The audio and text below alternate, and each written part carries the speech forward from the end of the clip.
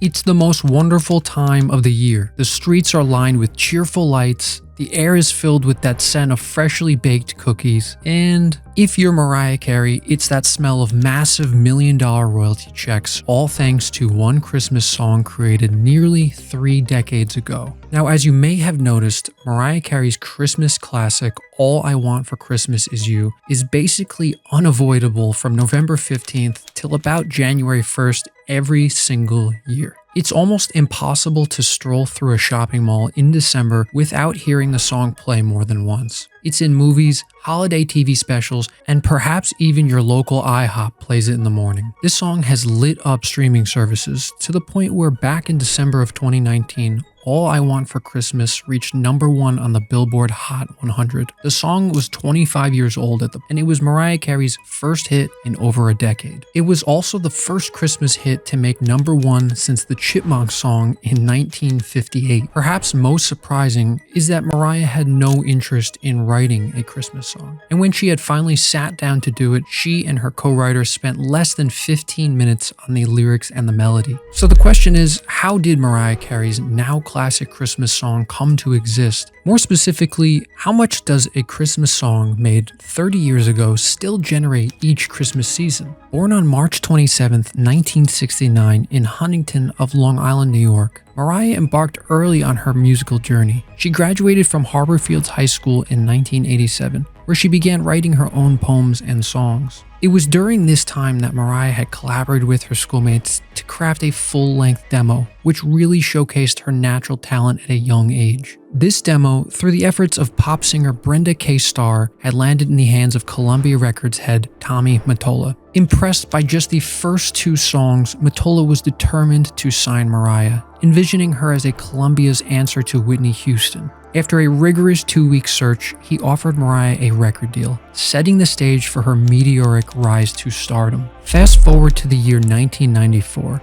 24-year-old Mariah Carey was glowing in the success of her smash hit 3rd studio album, Music Box. Music Box would eventually go on to sell 38 million copies worldwide, which is enough to make it one of the best-selling albums of all time. The 32nd best-selling album in music history, to be specific. So it's safe to say that at this point, Mariah Carey was a worldwide superstar. At this point in time, Mariah was married to Sony Music Executive Chairman Tommy Mottola. And as you would expect from any good manager, husband, record executive, Tommy was hard at work mapping out the best way for Mariah to follow up that massive hit album. And even though Mariah had just firmly established herself as one of the world's most beloved R&B pop stars, Tommy had decided her next move should be a Christmas album. Upon hearing his idea, Mariah adamantly opposed this seemingly insulting idea. She felt that a Christmas album was something an artist did at the end of their career, not at the beginning. Historically, record companies rushed out Christmas albums to capitalize on what they feared might be a flash-in-the-pan artist or an artist trying to make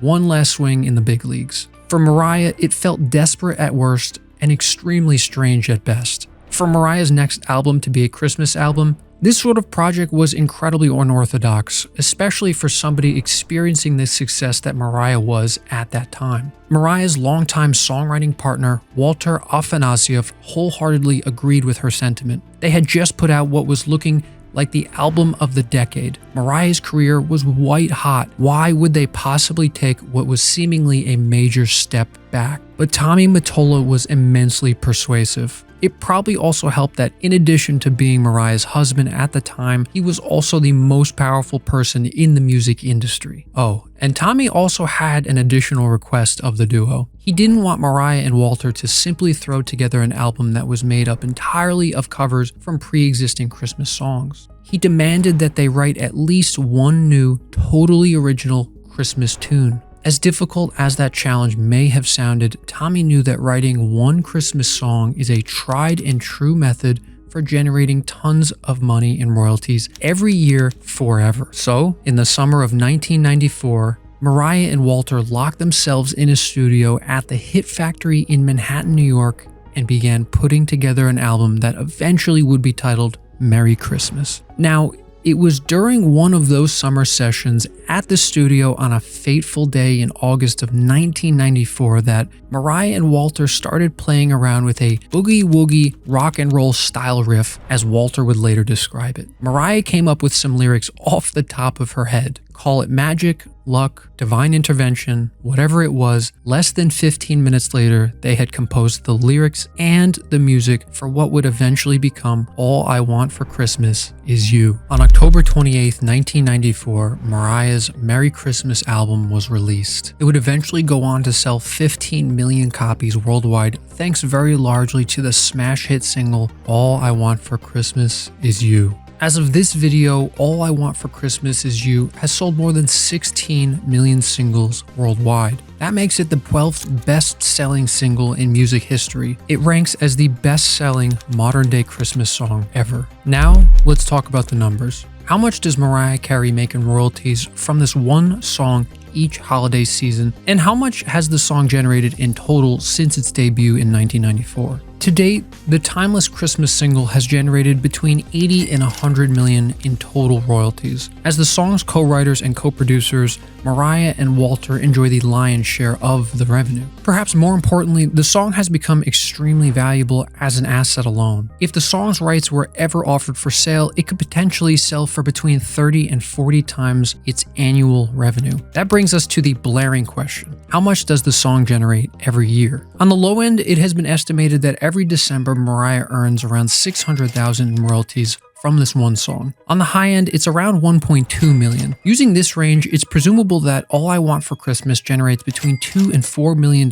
in royalties every year in total. Using a 30x multiple on $2 million, that makes this asset worth $60 million, which Mariah and Walter own the majority of. That's a nice little contribution to Mariah Carey's $350 million net worth. Add that to the 80 million the song has generated overall, and you can understand why this song is truly the gift that keeps on giving. Not exactly terrible for 15 minutes of work 30 years ago.